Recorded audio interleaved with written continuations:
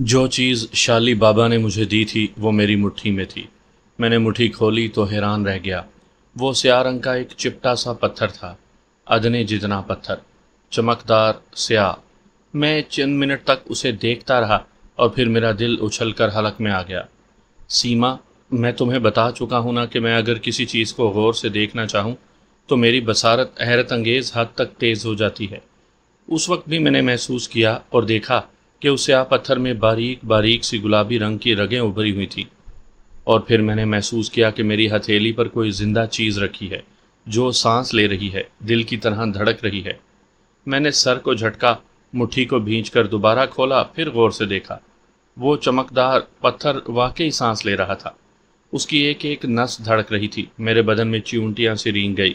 میں ابھی تک وہیں کھڑا تھا اور ریل کی خالی پٹڑی اسٹیشن پر لگے پول کی روشنی میں چمک رہی تھی۔ اسٹیشن کی گہما گہمی پیچھے کہیں رہ گئی تھی۔ میں نے پلٹ کر دیکھا، وہاں مبشر مجھے تلاش کر رہا تھا۔ میں نے پھر مٹھی کھول کر اس سیاہ پتھر کو دیکھا۔ اب مجھے لگا جیسے وہ قطعی بے جان پتھر ہے۔ میں نے اسے دبا کر دیکھا، وہ سخت، بالکل پتھر، کسی پتھر کی ہی طرح، جبکہ چند ثانیے پہلے میں نے اسے بالکل وہی نرمی محسوس کی تھی جو کسی جاندار کیڑے یا گوشت کے کسی زندہ لوتھڑے میں ہو سکتی ہے۔ میں نے گہرا سانس لیا، خیال ہوا کہ شاید یہ میرا وہم تھا۔ یہ سوچ کر میں نے پتھر کو احتیاط سے اپنے ویسٹ کوٹ کی اندرونی جیب میں رکھا اور پلٹ پڑا۔ مبشر مجھے دیکھتے ہی پلٹ پڑا۔ تم کیا ٹرین کے ساتھ ہی چلے گئے تھے؟ میں نے اس کی بات کا جواب نہیں دیا، بلکہ اس کا ہاتھ پکڑ کر پلیٹ فارم سے باہر آ گیا۔ وہ الجھن میں تھا، بار بار مجھے دیکھ رہا تھا۔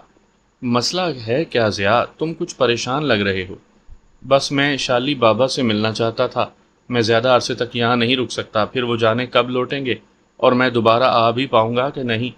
تو پاگل، تم دن میں مل لیتے۔ یہ تو گمان میں بھی نہیں تھا کہ بابا کہیں جا رہی ہیں۔ ہم دونوں تانگے کی طرف بڑھ گئے۔ مبشر جانتا تھا کہ ٹرین چلنے والی ہے، اس لیے اس نے تانگے کو رخصت نہیں کیا تھا۔ تانگے والا آرام سے ٹانگے پھیلائے بیٹھا تھا۔ ہمیں دیکھتے ہی وہ سیدھا ہو گیا۔ میں بہت الجھ چکا تھا۔ بابا نے وہ پتھر مجھے جو دیا تھا، میں اس کی طرف سے بھی ششدر تھا۔ انہوں نے یہ بھی نہیں بتایا تھا کہ وہ ہے کیا، اس کو میں نے اپنے پاس کیوں رکھا۔ میں یہ بھی نہیں جانتا تھا کہ وہ اس مکڑیوں والے چکر سے واقف بھی ہیں یا نہیں۔ میں جوں جوں سوچ رہا تھا، میری پریشانی بڑھتی ہی جا رہی تھی۔ مبشر میری پریشانی کو محسوس کر رہا تھا۔ اس نے تانگا اسی ریستوران کے سامنے رکوایا، مگر میں نے معذرت کر لی۔ میں بہت دیر سے باہر تھا، جبکہ بی جان جانتی تھی کہ میں صرف نماز پڑھنے آیا ہوں۔ اب تک وہ پریشان ہو چکی ہوں گی، اسی بنا پر میں مبشر سے دوسرے روز ملنے کا وعدہ کر کے گھر آ گیا۔ بی جان واقعی بے حد ہراساں تھی۔ فرحت اور کاکا جان بھی پریشان بیٹھی تھیں۔ وہ تینوں شاید دروازے کے قریب ہی تھیں کہ میرے کھٹکھٹاتے ہی دروازے پر آ گئیں۔ اے میاں، کہاں رہ گئے تھے؟ تمہیں پتہ ہے کتنے ہول رہے تھی میں؟ بی جان کا رنگ فک ہو رہا تھا۔ کاکا جان بھی غالباً کچھ پڑھ رہی تھی جسے وہ پورا کرنے میں مصروف تھیں۔ اس دوران میں غالباً وہ فارغ ہوئیں اور بول اٹھی، یہ ہے نا عطا والی عادت؟ اب بتاؤ تو صحیح، نماز کو نکلے اور اتنی دیر کر دی۔ آدمی ہولائے گا نہیں کیا؟ سوری، میں واقعی شرمندہ ہوں بی جان۔ میں شام کو بتاؤں گا آپ کو کہ میں بے خیالی میں شالی بابا کا نام لینے والا تھا، مگر فرحت اور کاکا جان کی موجودگی کی وجہ سے میں گڑبڑا گیا۔ دراصل مبشر بھی مل گیا تھا نا وہاں۔ میں نے بات بنائی، اے یہ موا انگریز حرام خور اچھے الفاظ لے کر آیا ہے، سب کچھ کیا کرایا اور منہ ٹیڑھا کر کے سوری کہہ دیا۔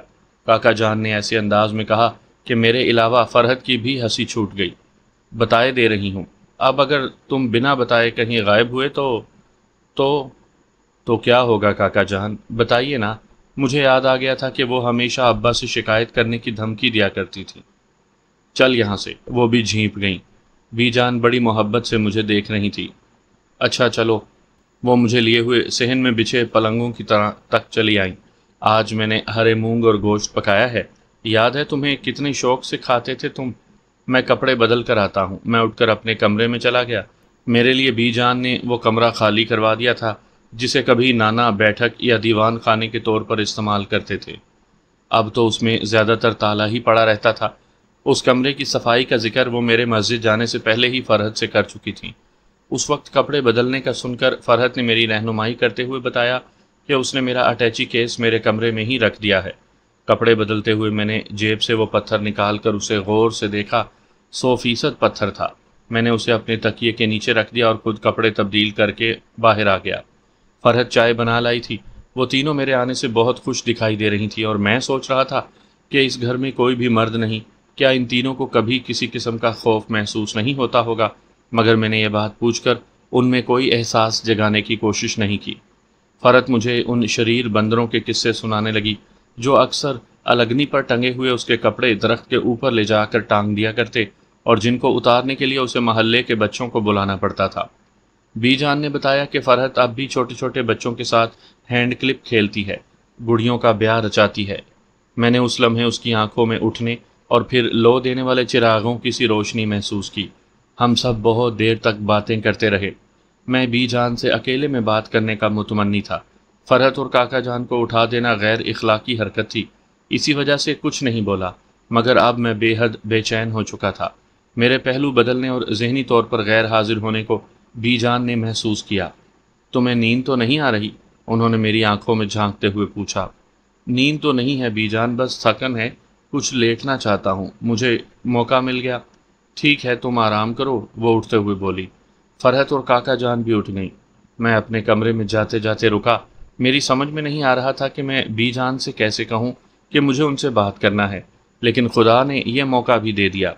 بی جان نے فرحت سے کہا کہ وہ میرے کمرے میں ضرورت کی چیزوں کو دیکھ کر آتی ہیں۔ مجھے بھی یاد آ گیا کہ اماں نے ان لوگوں کے لیے چیزیں دی تھیں جو میں دینا بھول گیا تھا۔ ارے ہاں بی جان، میں تو بھول گیا، اماں نے آپ لوگوں کے لیے کچھ چیزیں بھیجی تھیں، آئیے میں آپ کو دے دیتا ہوں۔ میں نے جان بوجھ کر فرحت یا کاکا جان کو دعوت نہیں دی۔ کاکا جان اور فرحت اپنے کمرے میں چلی گئیں۔ تینوں ایک ہی کمرے میں سوتی تھیں، بالکل پہلے کی طرح۔ میں اور بی جان کمرے میں پہنچے۔ اندر پہنچتے ہی میں نے دروازے کی چٹخنی چڑھا دی۔ بی جان کی آنکھوں میں حیرت در آئی۔ مجھے آپ سے کچھ ضروری باتیں کرنا ہے بی جان، میں پریشان تھا کہ آپ کب اکیلی ہوں گی۔ ضیاء، خیریت تو ہے نا بیٹا؟ میرے اعصاب اس قابل نہیں کہ… ان کی آواز رند گئی اور وہ لڑکھڑا سی گئیں۔ نامعلوم وہ کیا سمجھی تھی۔ بی جان، اگر آپ یوں پریشان ہوتی رہیں تو کیسے سمجھ پائیں گی کہ کیا بات ہے؟ میں قسم کھاتا ہوں کہ کوئی بھی پریشانی کی بات نہیں ہے۔ ہم احتیاطاً شالی بابا سے ملنا چاہتے تھے بھائی، پہلے تو آپ ٹھیک ہو جائیں پھر میں آپ کو کچھ بتاؤں گا، میں نے انہیں مسہری پر بٹھاتے ہوئے کہا۔ میرے قسم کھانے کی بات سن کر شاید انہیں قرار آ گیا تھا۔ بی جان، دیکھیے مجھے آپ کی مدد کی ضرورت ہے۔ جو کچھ ہمارے خاندان کے ساتھ ہوا ہے وہ آپ کے علم میں ہے۔ ہم چاہتے ہیں کہ ہم اس پر اسراریت سے ہمیشہ کے لیے نجات پالیں۔ بی جان میرا منہ تک رہی تھی، پھر میں نے سب کچھ انہیں بتا دیا۔ یہ بھی کہ میں یہاں کیوں آیا ہوں اور یہ بھی کہ دادا اس بارے میں بہت پریشان ہیں۔ میں نے انہیں یہ بھی بتا دیا کہ وہ زنجیر میں نے اپنی گڑیا کے جہیز میں دینے کو کس طرح چرائی تھی، کس طرح میں اسے یہاں چھپا گیا تھا۔ میں اس میں مکڑی کی موجودگی کو ضرور چھپا گیا تھا کہ وہ ستارہ اور شہانہ کی موت سے واقف تھیں۔ اگر میں انہیں یہ بھی بتا دیتا کہ اس میں مکڑی کی موجودگی میں میرے علم میں تھی، تب شاید وہ بھی فرد کی طرح مجھے ان تمام اموات کا ذمہ دار ٹھہراتی۔ وہ حیران پریشان میری باتیں سنتی رہیں۔ جب میں نے انہیں بتایا کہ فرحت کا کہنا ہے کہ وہ صندوقچی ستارہ شہانہ لے گئی تھی، شاید اسی لیے ماری گئیں، تو ان کا رنگ بالکل زرد ہو گیا۔ وہ صندوقچی تو… وہ تھوک نگلنے لگیں، پھر ان سے کچھ بولا ہی نہیں گیا۔ وہ تیزی سے اٹھ کر چٹخنی کھول کر میرے کمرے سے باہر نکل گئیں۔ میں حیران بیٹھا انہیں دیکھتا رہ گیا۔ میری سمجھ میں نہیں آیا کہ وہ کیوں چلی گئیں۔ وہ صندوقچی کہاں ہے؟ انہوں نے پوری بات کیوں نہ سنی؟ میں سوچ ہی رہا تھا کہ انہیں پھر لے آؤں۔ ان کے اعصاب واقعی اس قابل نہیں تھے کہ تناؤ یا کسی پریشانی کو برداشت کر پاتے۔ عمر بھی ایسی تھی جب ہمتیں ٹوٹ چکی ہوتی ہیں، اور پھر انہوں نے تو اتنی اموات دیکھی تھی، اتنے دکھ اٹھائے تھے کہ وہ کسی بھی لمحے ڈھہ سکتی تھی۔ میں اٹھنے ہی والا تھا کہ اچانک دروازہ کھلا۔ وہ سامنے کھڑی تھی۔ میں اچھل کر کھڑا ہو گیا۔ میرا دل حلق میں دھڑک اٹھا اور میرے جسم کو یوں جھٹکا لگا جیسے بجلی کا ننگا تار مجھے چھو گیا ہو۔ ان کے ہاتھ میں وہی صندوقچی تھی۔ بی جان، میں چیخ اٹھا، لپک کر ان کے ہاتھ سے صندوقچی چھین لی۔ یہ تو کوٹھڑی میں پڑی تھی۔ پرسوں ہی میں نے ٹوٹی ہوئی کرسیاں نکلوانے کے لیے کوٹھڑی کھولی تھی، تب دیکھا۔ میں حیران پریشان اس صندوقچی کو دیکھ رہا تھا جس پر دھول اٹی ہوئی تھی۔ اس میں چھوٹا سا تالا بھی پڑا تھا، جبکہ مجھے خوب یاد تھا کہ میں نے آخری بار اس کا تالا کھولا تھا تو اسے بند کرنا بھول گیا تھا۔ چین اسی میں ہوگی نا؟ بی جان کی آواز نے مجھے چونکا دیا۔ جی ہاں بی جان، ہونی تو چاہیے، مگر تالا میں نے نہیں ڈالا تھا۔ خیر میں دیکھتا ہوں۔ اچانک میری خواہش ہوئی کہ بی جان چلی جائیں، جبکہ بی جان وہیں کھڑی میرے ہاتھ میں تھامی اس صندوقچی کو دیکھ رہی تھی۔ جب میں نے محسوس کیا کہ وہ صندوقچی کے کھولے جانے کے منتظر ہیں تو میں نے اسے لا کر اپنی مسحری کے دائیں طرف رکھی تپائی پر رکھ دیا۔ آپ یہ بتائیے کہ شیوا جی سے ملاقات ہو سکتی ہے؟ میں نے کہنے کو تو کہہ دیا، مگر مجھے محسوس ہو رہا تھا کہ اب مجھے اس کی ضرورت نہیں ہے۔ زنجیر اسی صندوقچی میں ہوگی اور میں صبح ہی اسے دادا کے پاس لے جانے کی پوزیشن میں تھا۔ انہوں نے تو مجھے صرف اتنا کہا تھا کہ وہ زنجیر ڈھونڈ کر لے آؤ۔ شیوا جی سے تو اب کل شام ہی کو ملاقات ہو سکے گی۔ کل نوچندی کا میلہ لگتا ہے، وہاں نوچندی مائی کے مندر میں وہ ضرور پہنچیں گے۔ وہ پورا مہینہ وہیں رہتے ہیں، پھر کہیں اور نکل جاتے ہیں، اور شالی بابا تو وہ عمرے پر جا چکے ہیں۔ میری ان سے ملاقات ہو چکی ہے۔ میں نے ان کی بات کاٹ دی، پھر انہیں بتایا کہ کل مسجد سے واپسی پر مجھے کس طرح دیر ہوئی تھی۔ میں نے انہیں یہ نہیں بتایا کہ انہوں نے مجھے کچھ دیا ہے، بس اتنا کہا کہ وہ دہلی میں دادا سے خود ملاقات کر لیں گے۔ ویسے بٹوا، مجھے یقین نہیں آتا کہ سب کچھ ٹھیک ہے۔ اچانک وہ پھر خوف زدہ ہو کر بولی، اب میں آپ کو کیسے یقین دلاؤں؟ میں اپنے سر کی قسم کھاتا ہوں کہ اب تک سب خیریت ہے۔ اس قسم پر وہ ہول اٹھیں۔ انہوں نے اٹھ کر میرا سر اپنے سینے سے لگا لیا اور بول پڑیں، بٹوا ایسی بڑی قسم نہیں کھاتے، میں تجھ پر واری جاؤں، میری عمر بھی تجھے لگ جائے، آئندہ ایسا کبھی نہ کرنا۔ پھر آپ مانتی کیوں نہیں بی جان؟ مجھے ان پر ترس آ گیا۔ میں نے ان کے ٹھنڈے ہاتھوں کو اپنے ہاتھوں میں تھام دیا۔ جائیے اب آرام کیجیے، میں کل شام نوچندی کے میلے میں جاؤں گا۔ میں نہیں جانتا کہ دادا نے مجھے ان سے ملنے کی ہدایت کیوں کی ہے۔ شاید دادا انہیں کچھ بتا چکے ہیں، یا شاید مجھے ہی سب کچھ بتانا پڑے، لیکن بی جان آپ سے ایک درخواست ہے۔ میں کیوں آیا ہوں اور کیا کر رہا ہوں اس کی خبر فرحت اور کاکا جان کو نہیں ہونی چاہیے۔ دوسری درخواست یہ ہے کہ آپ ہمت کریں گی تو میرا ساتھ دیں گی نا، اس لیے آپ اپنے آپ کو مضبوط کر لیجئے۔ وہ غور سے میری بات سن کر سر ہلا رہی تھیں۔ میرا آخری جملہ سن کر انہوں نے کسی فرما بردار بچے کی طرح اپنے آنسو پونچھ لیے۔ کل اگر مجھے آنے میں دیر ہو جائے تو پریشان نہ ہوئیے گا، ورنہ وہ دونوں بھی آج کی طرح پریشان ہوتی رہیں گی۔ بس آپ میرے لیے دعا کیجیے گا، ٹھیک ہے نا؟ آج سے میری آپ کی دوستی، وہی رازداری والی، ٹھیک ہے نا؟ انہوں نے پھر سر ہلایا۔ اگر آپ ہمت سے میری مدد نہیں کریں گی بی جان تو میں خود کسی خوف کا شکار ہو کر کمزور ہو جاؤں گا۔ نہیں بیٹا، اب میں سمجھ گئی ہوں۔ مجھ میں حوصلے تو بہت تھے، مگر تحسین کی جوانی میں بیوگی اور پھر اس کی موت نے مجھے توڑ کر رکھ دیا۔ تمہیں کیا پتا کہ اب فرحت میرے سینے پر دھری برف کی ایسی سل میں تبدیل ہو گئی ہے جو آہستہ آہستہ زندگی کی حرارت کھینچے چلی جاتی ہے۔ مگر کتنا اذیت ناک ہے یہ وقت کہ میں یوں مر بھی نہیں سکتی۔ وہ ایک ایسا کھونٹا ہے بیٹا جس میں میری زندگی اٹک کر رہ گئی ہے۔ موت کھینچے جاتی ہے، جانتی ہوں کہ اس کا کوئی بھی جھٹکا مجھے اس کھونٹے سے علیحدہ کر دے گا، مگر یہ جاننے میں بھی کتنی اذیت ہے۔ تم سب سے ایک شکایت بھی ہے کہ تم لوگوں نے میری فرحت کو بالکل بھلا دیا ہے، اسے ایک ایسے بھنور میں چھوڑ دیا ہے جو بہت تیز ہواؤں کی زد میں ہے۔ وہ پھر رونے لگیں۔ میرا دل موم ہو گیا۔ مجھے اپنے گھر والوں کی ہی نہیں، اپنی بے حسی برپی شرمندگی ہوئی۔ میں نے انہیں پاس بٹھا لیا۔ بی جان، آپ نے یہ کیسے سمجھ لیا کہ ہم فرحت کو بھول گئے؟ ہم بھلا آپ لوگوں کو کیسے بھول سکتے ہیں؟ آپ بالکل پریشان نہ ہو، میں ہوں نا۔ آپ سے وعدہ کرتا ہوں کہ آپ سب اور فرحت بھی میری ذمہ داری ہے۔ سمجھ رہی ہیں آپ؟ میں نے ان کی آنکھوں میں آنکھیں ڈال کر کہا۔ وہ بھی بڑی گہرائی سے مجھے دیکھ رہی تھی، یقیناً کچھ کھوج رہی تھی، اور شاید انہوں نے وہ چیز بھی پا لی تھی جس کی انہیں کھوج تھی۔ اچانک ان کے افسردہ چہرے پر خوشی پھیل گئی، آنکھیں چھلکیں، پھر انہوں نے ساڑی کے پلو سے رگڑ کر صاف کر لیں۔ طمانینت سی پھیل گئی تھی ان کے چہرے پر۔ میں اچانک اپنے اندر اتر گیا۔ میں جاننا چاہتا تھا کہ جو کچھ میں نے ان سے کہا ہے وہ سطحی یا وقتی جذبے کا مال تو نہیں، مگر میرے اندر اس لمحے سناٹا تھا۔ اس سے پہلے کہ میں کچھ اور کہتا وہ اٹھ کھڑی ہوئیں۔ اب تم آرام کرو، بس کہیں جاؤ تو مجھے ضرور بتا کر جاؤ۔ آدمی بوڑھا ہو جائے تو خوف یوں بھی شکلیں بدل بدل کر اسے ڈراتا ہی رہتا ہے، اور تم جانو بڑھاپے میں جب کرنے کو اور کچھ نہ ہو تو آدمی اپنے اندر کے جذبوں اور سوچوں کے سمندر میں تنکا بن کر ہی ڈولتا رہتا ہے۔ میں ان کی منطق سن کر مسکرا دیا۔ میں نے یہ بھی سوچا اور یقین کر لیا کہ صرف تعلیم ہی علم نہیں دیتی، تجربہ واقعی بڑا استاد ہوتا ہے۔ میں نے خدا حافظ کہا، وہ دعائیں دیتی چلی گئیں۔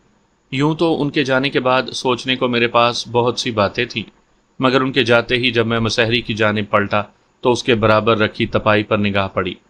وجود میں ایک ابال سا اٹھتا محسوس ہوا، دماغ بھگ سے اڑ گیا ہو جیسے۔ میں نے پلٹ کر دروازے کی چٹخنی لگائی اور تیزی سے تپائی کی طرف لپکا۔ اب مسئلہ اسے کھولنے کا تھا۔ وہ تالا وہ نہیں تھا جو کبھی میں نے اس میں ڈالا تھا، مگر تھا تقریباً ویسا ہی چھوٹا سا۔ میرے پاس ایسی کوئی چابی نہیں تھی کہ میں اسے کھول لیتا۔ میں نے ادھر ادھر نگاہ دوڑائی۔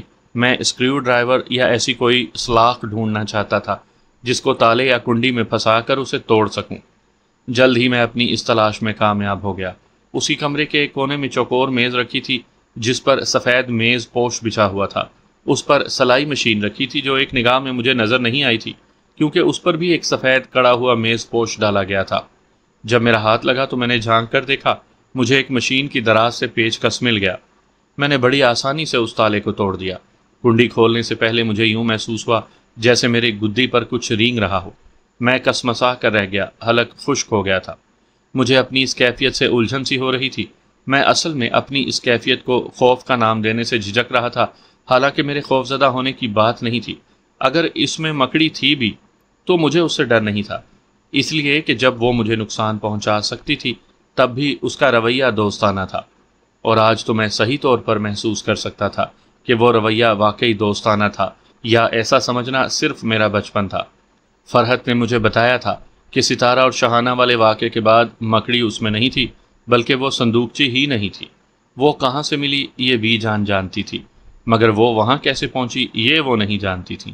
اگر فرحت نے اسے وہاں رکھا ہوتا تو وہ یقیناً مجھے بتا دیتی۔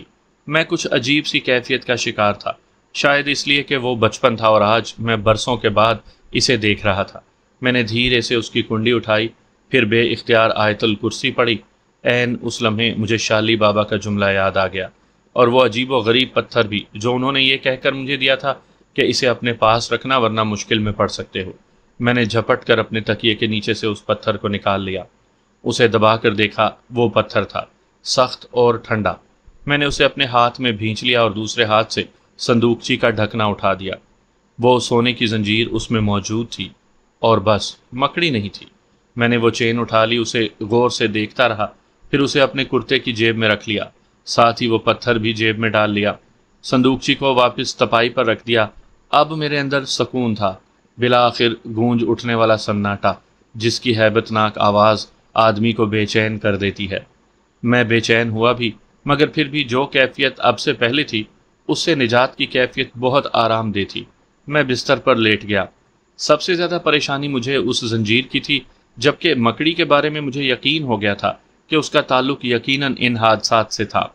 فرحت اور دادا کے بقول ستارہ اور شہانہ کی موت کے بعد کوئی ایسا حادثہ نہیں آیا تھا۔ دادا نے التجا کے انداز میں کہا تھا کہ میں زنجیر ڈھونڈ لاؤں، سو وہ مجھے مل گئی تھی۔ اب مجھے صرف شیوا جی سے ملنا تھا۔ میں کل کا پروگرام ترتیب دینے لگا۔ یہ بھی سوچ لیا کہ میں اکیلا جانے کے بجائے مبشر کو لے جاؤں گا۔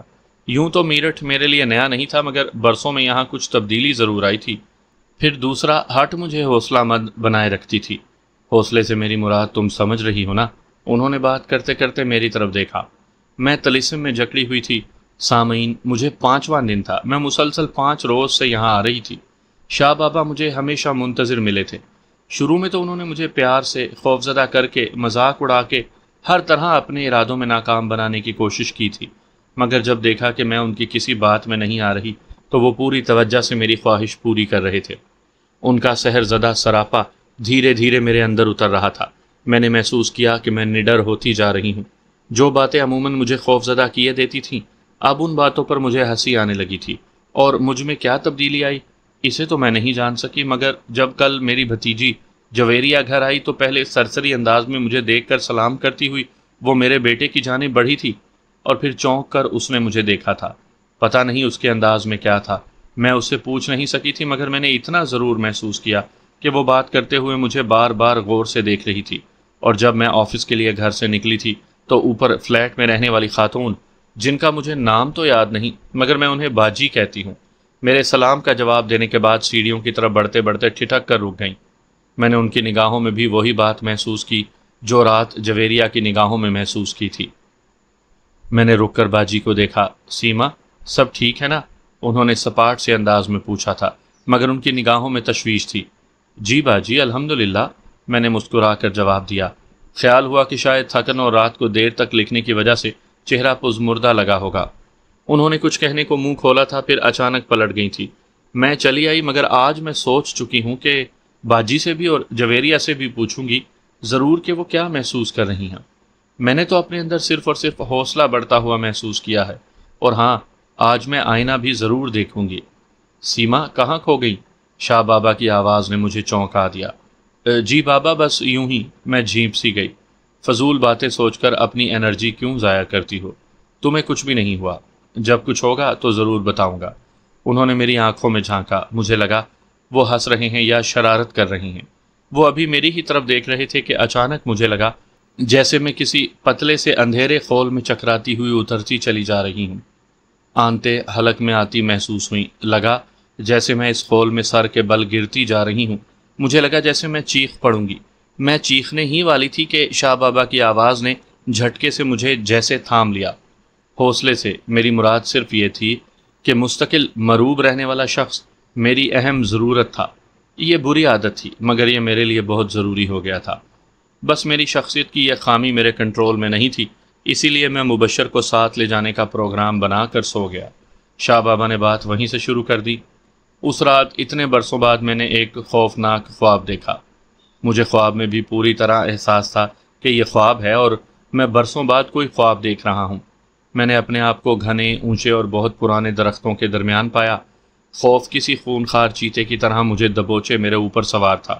میں سب کچھ دکھائی دینے کے باوجود بھی آنکھیں پھاڑے چاروں اطراف دیکھ رہا تھا۔ مجھے شدت سے احساس تھا کہ میں کسی بہت ہی خوفناک جگہ پر بالکل تنہا ہوں۔ اس دوران مجھے کہیں سے ریل گاڑی کے چلنے کی آواز آتی محسوس ہوئی۔ میں بے اختیار اس سمت بھاگ اٹھا جہاں سے آواز آ رہی تھی۔ دور سے مجھے ایسے لگ رہا تھا جیسے میں بہت جلد اس گھنے اور پرہیبت جنگل سے نکل جاؤں گا، مگر میں جوں جوں آگے بڑھ رہا تھا جنگل گھنا اور تاریک ہوتا جا رہا تھا۔ اب میں خوف کے مارے گھگیانے لگا تھا۔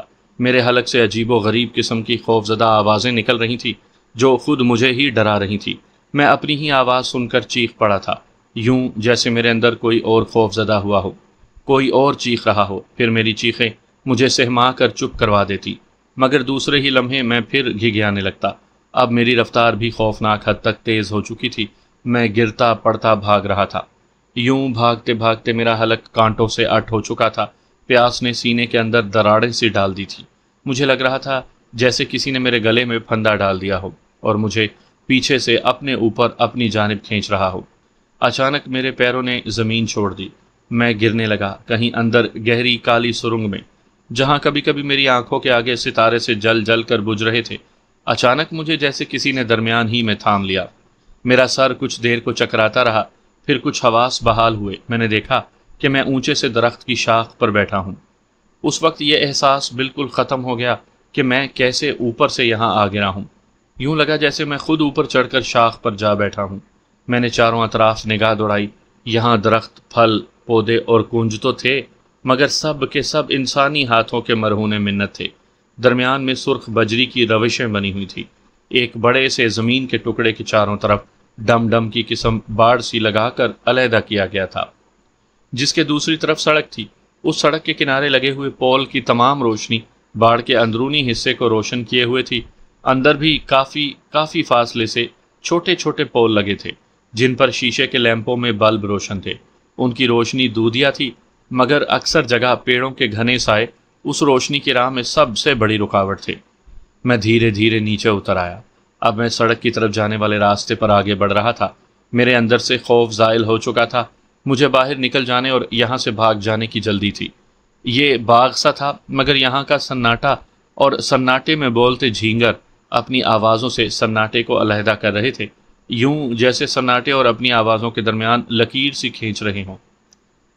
میرے اندر کہیں کسی کی موجودگی کا احساس ضرور ہلکورے لے رہا تھا۔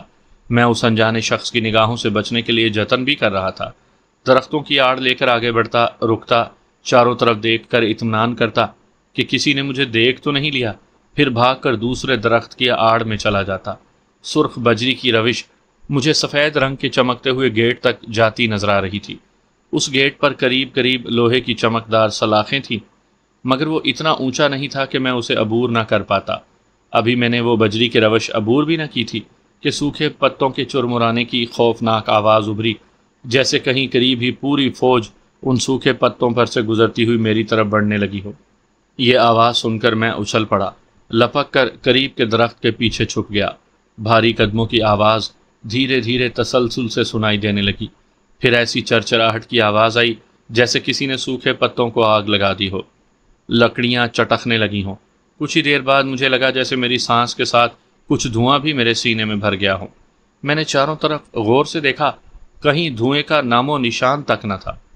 دفعتاً قدموں کی آوازیں ماند پڑ گئیں، گہرا سناٹا چھا گیا، اور پھر اس سناٹے میں سسکیوں کی آواز نے مجھے چونکا دیا۔ میں نے اندازہ لگایا آواز میرے بائیں جانب سے آ رہی تھی۔ میں دبے پاؤں اس طرف بڑھا۔ جو ہی میں سسکیوں کی آواز کے قریب پہنچا، بھونچکا رہ گیا۔ یہ وہی قبرستان تھا، وہی جسے میں بچپن میں دیکھا کرتا تھا۔ پہچانتے ہی میں دیوانہ وار وہ قبر تلاش کرنے لگا جس میں نے وہ لاش دیکھی تھی۔ پھر ایک اور حیرت انگیز بات ہوئی کہ مجھے لگا کہ میں جس قبر کے قریب پہنچتا ہوں، سسکیوں کی آواز دوسری قبر میں منتقل ہو جاتی ہے۔ میں نے وہاں کی ساری قبریں دیکھ لیں، کوئی بھی کھلی ہوئی نہیں تھی۔ نہ مجھے کسی قبر کے قریب ایسی کوئی چیز نظر آئی جس سے اس خاص قبر کو پہچان سکتا۔ جس آخری قبر سے مجھے سسکیوں کے اخراج کا گمان ہوا تھا، جب میں اس کے قریب پہنچا تو آواز معدوم ہو کر سناٹے میں مدغم ہو چکی تھی۔ جھینگروں کی آواز البتہ تیز ہو گئی تھی۔ ممکن ہے جسے میں سسکیوں کی آواز سمجھتا تھا وہ اصل میں جھینگروں کی آواز ہو۔ بہرحال میں اس قبر کو نہیں پہچان سکا، مگر قبرستان کو پہچان گیا تھا۔ یہ 100% وہی قبرستان تھا۔ میں اپنی ہر کوشش کرنے کے بعد پھر گیٹ کی طرف بڑھ گیا۔ ابھی میں نے گیٹ کو دونوں ہاتھوں سے پکڑ کر اسے پھلانگ جانے کے لیے اپنا بدن تولا ہی تھا کہ مجھے زبردست جھٹکا لگا۔ میری آنکھ کھل گئی، میرے سر میں دھماکے ہو رہے تھے۔ میں بڑی دیر تک اپنی دونوں کن پٹیوں کو دبائے بیٹھا رہا۔ پھر میں نے کھڑکی کی طرف دیکھا، باہر صبح کا اجالا پھیلنے والا تھا۔ دور سے اذان کی آواز آ رہی تھی۔ یہ آواز سن کر میرے اندر ٹھنڈک سی اتر گئی۔ گو میرا حلق اب بھی خشک ہو رہا تھا، دل اب بھی حلق میں دھڑکتا محسوس ہو رہا تھا، مگر میں نے خود کو ایک دم پرسکون ہوتے ہوئے بھی محسوس کیا۔ میں کلمہ پڑھتا ہوا کھڑا ہو گیا۔ باہر نکلا تو بی جان، کاکا جان اور فرحت بھی جاگ اٹھی تھیں۔ فرحت پانی گرم کر رہی تھی۔ میں نے ٹھنڈے پانی سے وضو کیا اور مسجد جانے کے بجائے گھر ہی میں نماز ادا کی۔ نماز پڑھنے کے بعد میں تھوڑی سی چہل قدمی کے لیے گھر سے نکل آیا۔ میں نے بی جان سے کہہ دیا کہ وہ ناشتہ تیار کریں گے ہی کہ میں لوٹ آؤں گا۔ چہل قدمی کرنا میں نے گزشتہ 4 برس پہلے اپنا معمول بنا لیا تھا۔ میرا خیال ہے کہ سویرے سویرے تازہ ہوا میں چہل قدمی آدمی کی صحت کے لیے بہت ضروری ہے۔ میں نے باہر نکل کر ہوا کی ٹھنڈک کو گہری سانسوں کے ساتھ اپنے اندر اتار لیا۔ تقریباً 20 منٹ بعد میں گھر لوٹ آیا۔ اس دوران میں اپنا آئندہ پروگرام ترتیب دیتا رہا۔ میں نے سوچ لیا تھا کہ شیوا جی سے ملاقات کے بعد ہی میں رات کو یا علل صبح دہلی روانہ ہو جاؤں گا۔ خط لکھنے کا فائدہ نہیں، اس زمانے میں TCS یا کوئی ایئر میل وغیرہ کا تو چکر تھا نہیں۔ خط سے پہلے ہی میں پہنچ جاتا، اس لیے خط لکھنے کا ارادہ ملتوی کر چکا تھا۔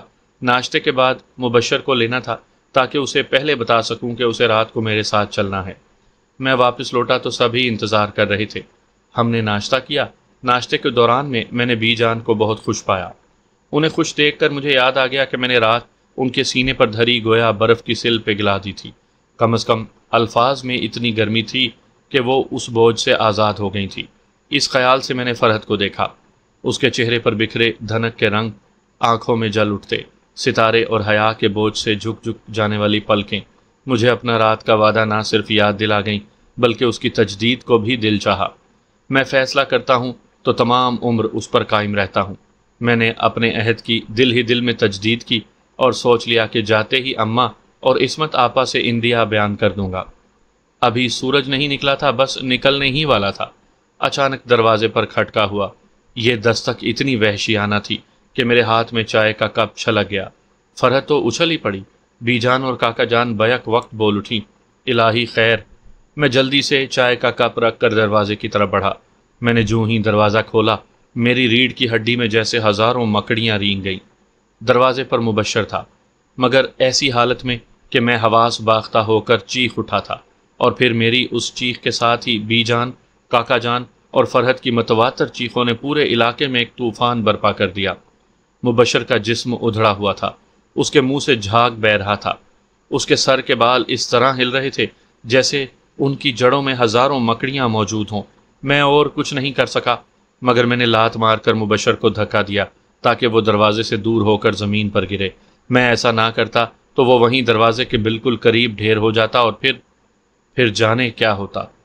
ان خوفناک چیخوں نے پورے محلے کو نہیں، جیسے سارے میرٹھ کو جگا دیا تھا۔ تیز اور متواتر آوازوں کے ساتھ کھڑکیاں اور دروازے کھلے، لوگ کیڑے مکوڑوں کی طرح گھروں سے باہر آ گئے۔ پھر چیخوں کا ایک سلسلہ دراز شروع ہو گیا۔ مبشر مجھ سے کچھ کہنا چاہتا تھا، اس کی سوجی ہوئی آنکھیں بار بار میری جانب اٹھتی اور بھاری پپوٹے ان پر جھک کر انہیں بند کر دیتے۔ وہ بولنے کی کوشش بھی کر رہا تھا، اس کی حالت بہت خراب تھی۔